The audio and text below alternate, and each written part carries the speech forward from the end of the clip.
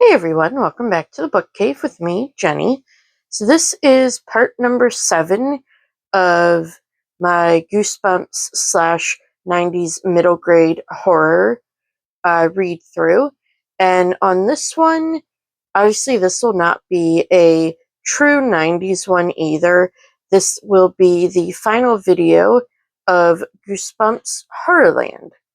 And this obviously was published in like the mid 2000s. I didn't read it as a kid, as with most of what I've read throughout these videos so far. They're the newer ones. But yeah, this is kind of a second part of the Horrorland. And the tagline for it is Bring a Little Bit of Horror Home. And it deals with a gift shop that is run by a certain Jonathan Chiller.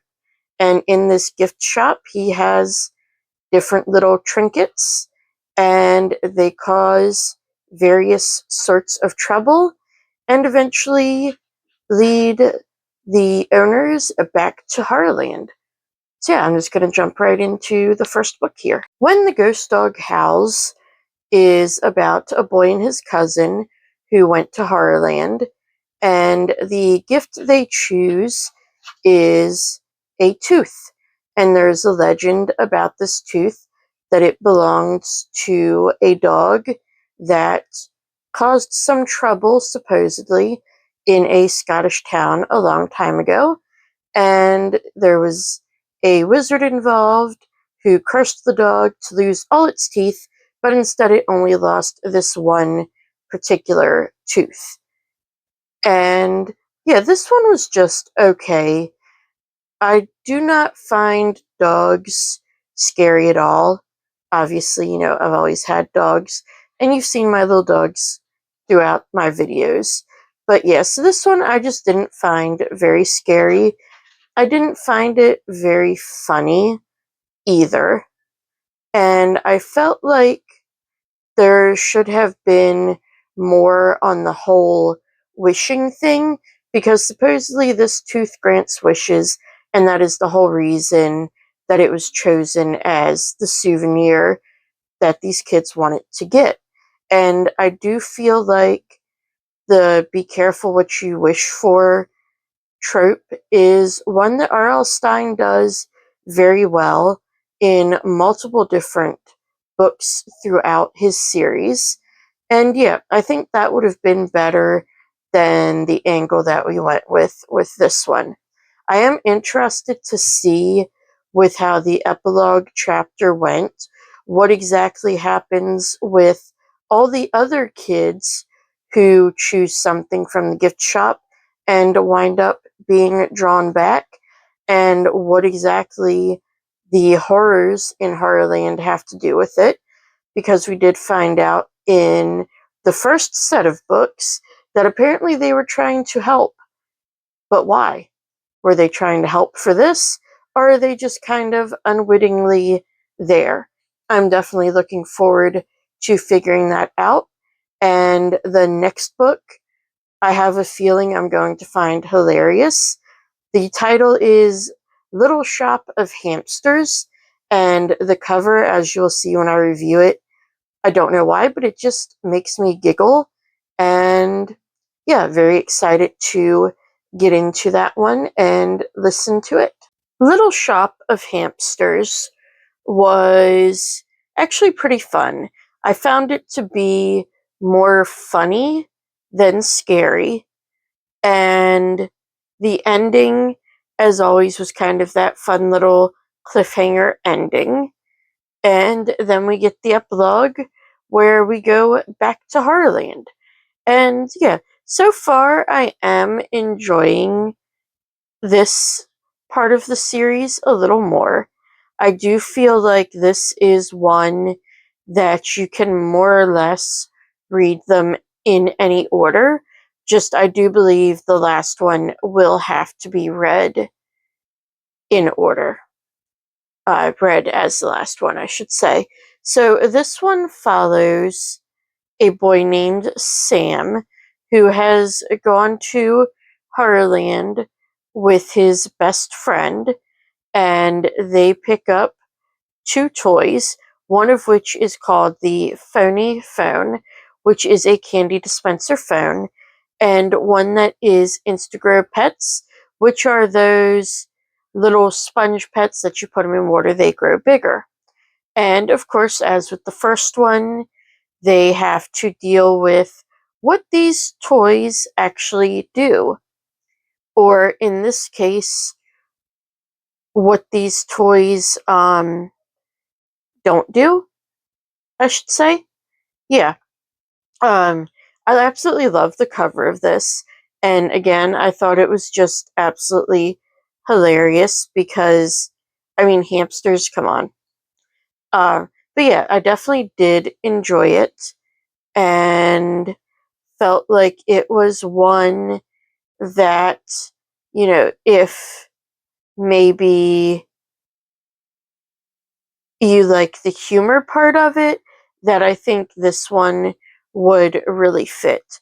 One thing I am noticing a little bit though, specifically with these, is that the very ending does seem a little rushed. Like the last 4 or 5 chapters, probably about 15 to 20 pages, they just seem kind of rushed. But I am definitely interested to see what else we get into in this series. Heads You Lose actually reminded me a lot of A Night in Terror Tower, in that it was set in a castle and our characters had to try to escape. And yes, this one was relatively fun. It follows our characters as they go to HorrorLand, and they're both into magic, and so they pick up a trick coin. And they find out that this trick coin can do more than just always land on heads. And they get transported back in time and have to help a prince. And that's all I'm going to say about the plot, really. I did find this pretty fun, although it did honestly feel a little dragged out at times. Like, I do feel like some of it could have been shortened. I did feel that way about A Night in Terror Tower as well. And this one also didn't really have the true twist ending that I like from R.L. Stine. So overall, I would say this is one of the weaker books in this series, and it is also one of the longer ones. Most of the audiobooks have only been about 2.5 hours. This one is just over 3, and I do know that the next one is about 4.5, so we'll see how I feel about that one. I am definitely interested to see how everything ties together when I get to the very last book in this series. Weirdo Halloween is the longest Goosebumps book that I have read, I do believe. This one, again, I listened to it on audiobook, and it is 4 hours, 39 minutes. And this is also one of the ones that has 3 parts instead of just 2. So we follow Meg and Chris, who are a 12-year-old sister and 11-year-old brother. And of course, they go to Horrorland on vacation. And when Meg finds the chiller house, she gets a Floig, which is basically one of those little squeezy toys that, like, the eyes pop out. And it is a little orange alien. And then, of course, Jonathan Chiller tells her, you don't have to pay, just pay me back when I see you again. And she goes home, and eventually she meets an alien named Bim. Specifically, she meets him the day before Halloween. And this takes place over either 2 or 3 days. I know it's at least the day before Halloween, Halloween, and then I think it might be the day after Halloween. I'm not entirely sure, but I do believe that's how it works. And then this one had the little fun twist ending to the first part, or I'm sorry, to the second part, and then we go back to HorrorLand. And I did enjoy that as well. We get to see HorrorLand at Halloween, and we get to learn a little bit about Jonathan Chiller's game. I am a bit curious as to how the very ending will play into everything else, as it is a little different from the other ones that are in this part of Horrorland. Normally, it ends with the kids go to Horrorland, and Jonathan Chiller's like, oh, we have a game to play, we have to wait for everybody else.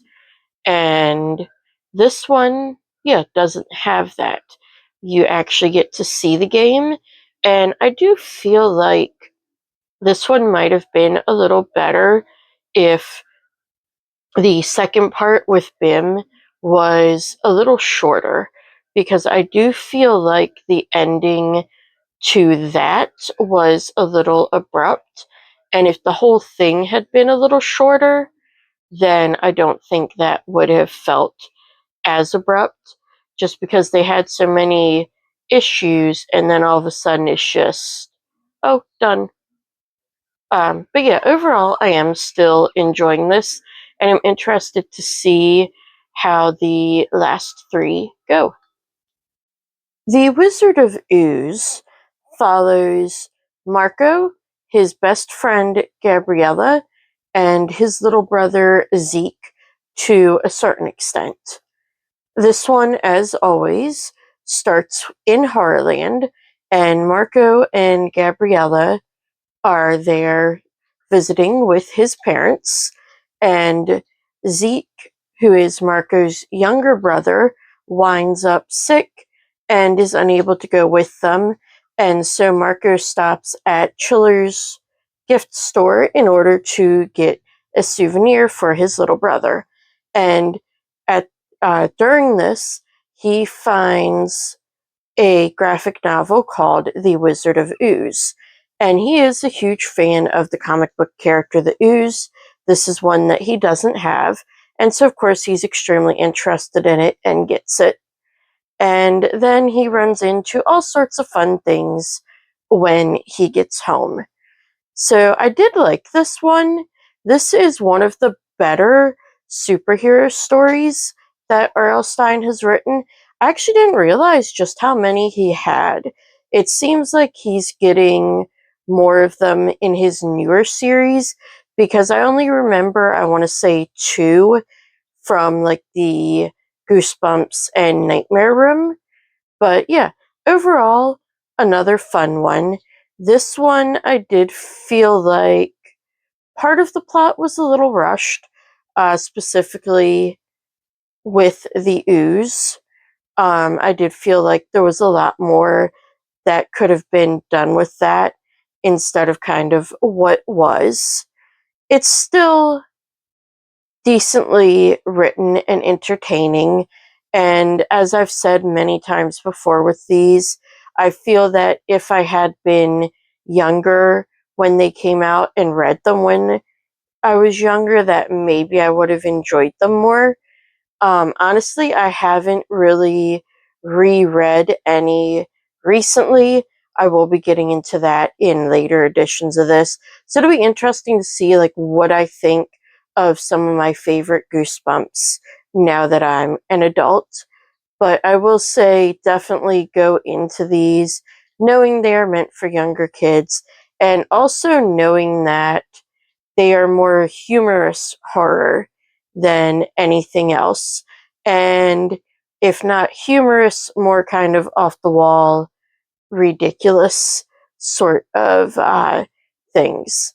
One other thing that did disappoint me is that it doesn't appear we're going to get any more to do with Meg from the last book. Like, I don't think she's going to be part of the final book in this little part of the series where we actually learn what Mr. Jonathan Chiller wants. But yeah, I haven't seen her at all. Of course, most of these, the way they end, the kids just go back to Chiller House, and he's like, "Oh, welcome back," and then it ends. Sorry, I guess that is kind of a spoiler, but at the same time, we do know they go back to HorrorLand. You know that from the beginning because that is exactly what the introduction says. But yeah, definitely excited to get through the Slappy New Year, which is the next one, and then the final one, Horror at Chiller House. I'm not sure what I'm going to think about Slappy New Year. Slappy is honestly very hit and miss for me, and the recent ones have been more of a little bit like, can we just get rid of Slappy already? The same exact thoughts I have had with a certain other haunted, should I say, doll that has several movies out. I'm sure you know exactly who I'm talking about. Slappy New Year is one of the final Slappy books that I have to read for the first time yet. There's two more left, but neither of them are in this particular series of Goosebumps. So this one follows, and his name just left my mind, Ray. I don't know what just happened there, but yeah. So this follows Ray, his younger brother Brandon, and their time at HorrorLand, and their time right after that. So obviously in this one, when Ryan goes to Chiller House, he finds Slappy as his souvenir.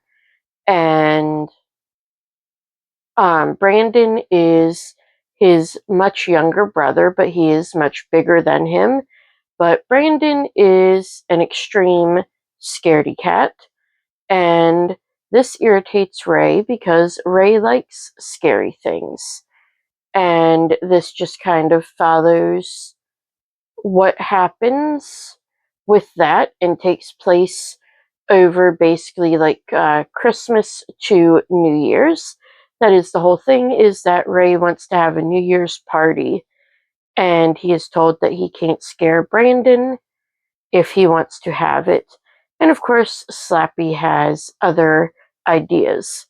So this one I did like the fact that I felt like the Horrorland part really did tie into the rest just because of it being Slappy. And having gone through the earlier part of this series, it does make sense where Slappy would have came from and like how he got into the gift shop. That is one thing, like all the things that they got, it's not really explained how they made their way to the gift shop and everything. But I'm definitely excited to read the last one and kind of see how everything ties up with this series. The Horror at Chiller House is the last Goosebumps Horrorland book, and this one was definitely interesting. We get a little background on Jonathan Chiller, and this one does bring the 6 kids who were the main recipients of the gifts in the previous books back to Horrorland, and they play this game. I was kind of interested to see the time that had passed, because Meg does mention that it's been a year since her book, or I would say close to a year. And I feel like usually R.L. Stine doesn't really have that big of a gap in something like this. Um, but yeah, overall, an interesting series. I did not really fully predict where it was going to go. I feel like R.L. Stine is one of those who can kind of have a pretty open-ended plot for the most part. There are certain things like the identities of different people that I did pick up on and caught. One thing I will say also is that this particular book definitely felt very fast, whereas I do know some of the others felt kind of drawn out. This one I feel like went by really fast, and it was definitely a trip, and it definitely kind of had the signature humor that R.L. Stine usually brings to it, mostly in the kind of crazy things that he has happen. So this concludes the Goosebumps HorrorLand series and also this video. I believe next I'm going to be going on to either House of Shivers or Most Wanted. I haven't decided yet, so you all just have to wait for my next Goosebumps video to find out. But as always, if you enjoyed this video, please hit that like button and subscribe. That way you'll be notified every time I post a new video. And also check out my socials linked down below. And I will see you next time in the book cave.